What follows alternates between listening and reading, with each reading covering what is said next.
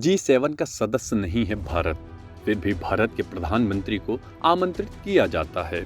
बता दें कि इटली में G7 देश की बैठक में उन सभी देशों को निमंत्रण भेजा गया है जो G7 के सदस्य हैं।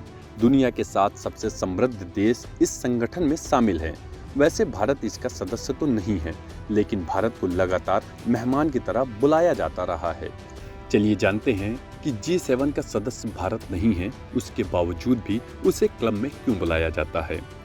इटली के पूलिया में 15 जून तक G7 समिट चलेगी, जिसमें हिस्सा लेने के लिए भारत के प्रधानमंत्री नरेंद्र मोदी भी पहुंचे हैं। वैसे तो भारत G7 सदस्यों की सूची में शामिल नहीं है, लेकिन उसे शिखर सम्मेलन में ज्यादातर बुलाया जाता रहा है और यह अपने आप में ही एक गौरव की बात है। इसके कई कारण हैं जिनकी वजह से हम दुनिया के सबसे अमीर इन 7 देशों के क्लब में आधिकारिक तौर पर शामिल नहीं हैं। ग्रुप ऑफ 7 दुनिया के सबसे समृद्ध लोकतांत्रिक देश का एक समूह है, जिसमें शामिल देश America, United kingdom, Canada, France, Germany, Italy और जापान हैं। पहली बार 70 के दशक में इसका आयोजन हुआ था। पहली बैठक आयोजित करने के बाद इसका काफी फायदा देखने को मिला।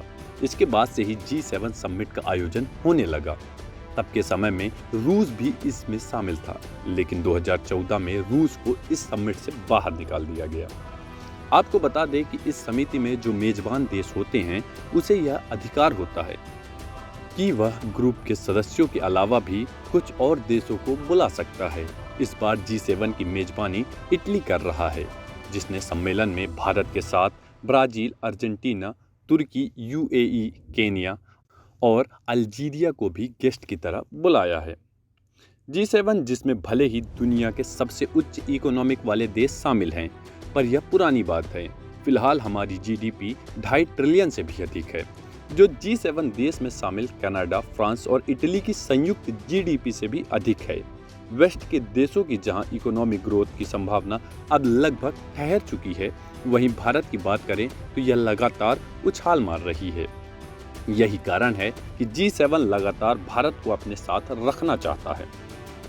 कोल्ड वॉर के दौरान भारत गुटनिरपेक्ष आंदोलन का हिस्सा था, जो कि सुपर पावर की आपसी लड़ाई से दूर रहने की बात करता है। यह कारण अभी भी है, क्योंकि इस क्लब से जुड़ने का मतलब यह होगा कि रूस या ऐसे दूसरे देशों के विचारधाराओं से दूर हो जाना, जो कि भारत नहीं चाहता। इंडो पैसिफिक इलाके से हमारा काफ़ी पुराना संबंध है और यह G7 सदस्यों से काफ़ी अलग है। ऐसे में यदि भारत G7 संगठन का हिस्सा बनेगा तो पुराने संबंधों में दरार आने की संभावना हो सकती है। हमारी प्रति व्यक्ति आय अभी भी इन 7 देश के प्रति व्यक्ति आय से काफ़ी कम है।